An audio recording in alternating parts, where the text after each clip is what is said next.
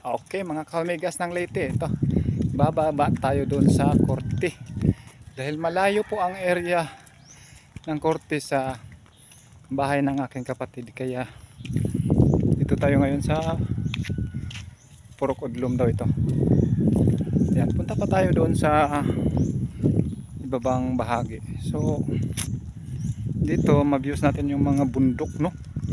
Ang lalakihang bundok dito. Ayan, views muna natin ha. So sulitin lang muna natin ang paggala dito sa Korte, Carmen, Cebu.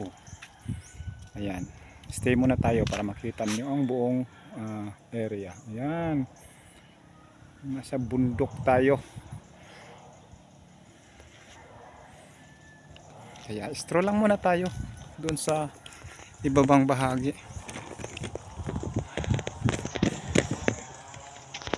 Pa muna tayo ng views para mayroong views ng person.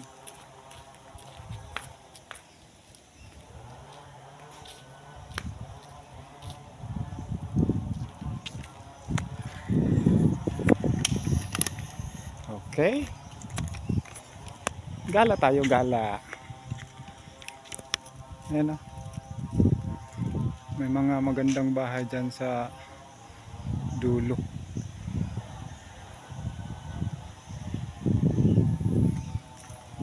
So doon tayo sa ibabang bahagi.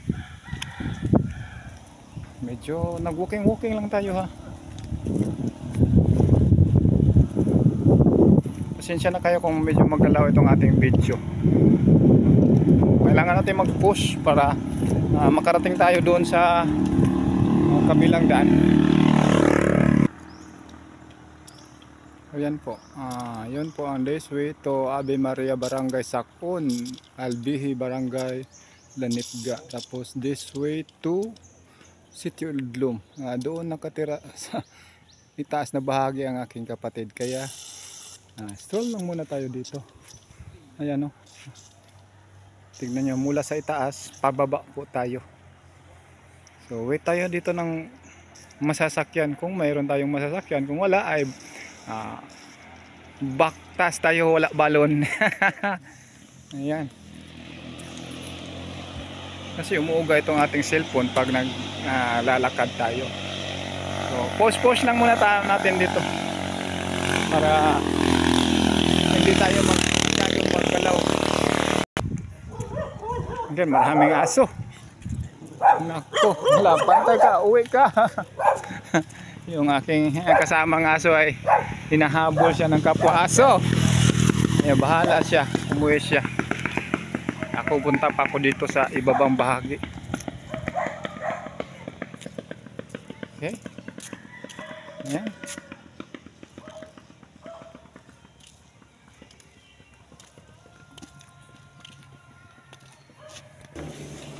Ayan, may mga paninda dito. Kaya punta lang muna tayo doon sa babang bahagi. Mas marami pang nagtitinda doon. Ayan o, layo pa. Ganon dito sa bukid, no? Kasi nandito tayo sa pinakatuktok ng bukid. Ayan o, naglalakihang kahoy. Oy,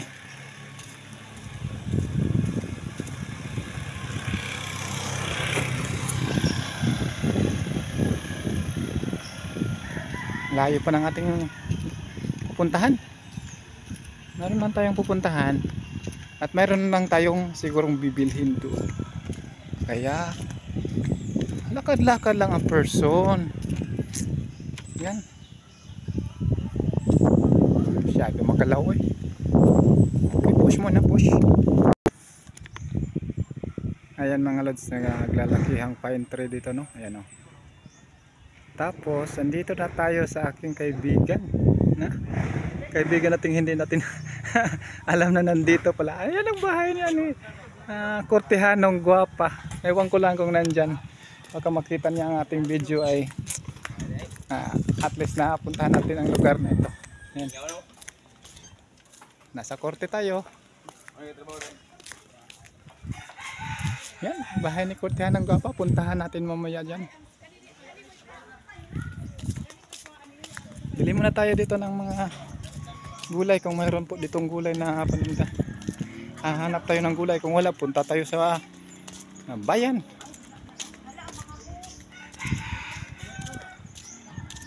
Okay, punta pa tayo doon sa baba.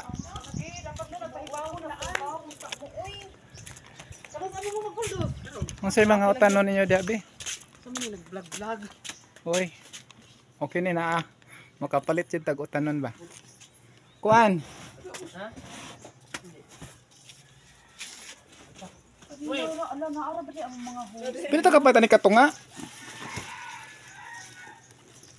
Katunga lang? Okay dira, kilohon ra man. Sige. O boss mo nanay luto daan, wala gid kay manak mahutdan. Sukad tong baguto. Isda kan tumog mo isda. Okay, bili tayo ng mga gulay. Pwede ra sad. Baka ma... Ay, dapat masayo lagi may to sa una kay naam ta kaila karon tay kaila. Yan, kalahati lang. Asa na yung ating kaibigan doon sa taas? Si Kortehan ng Gwapa. Kilala nyo siya? Oh, Taga di oh. lagi. Ano di ay? Asa di ka? Friend na ako sa Facebook. Asa di ka nagtrabaho? Na ako sa ilang Petty Rose Gonzales Bidolido. Igsuon di nga biteros. Aw lagi nakita man ko nimo si mong kuan. Nagkuhan ko, nag-comment sa kuha, taga di ako nag asa na dapit yung balay day? Hindi na ako na desigbaw ay. Ambot na ba ka Kortehan ng Gwapa? Okay, push lang muna tayo.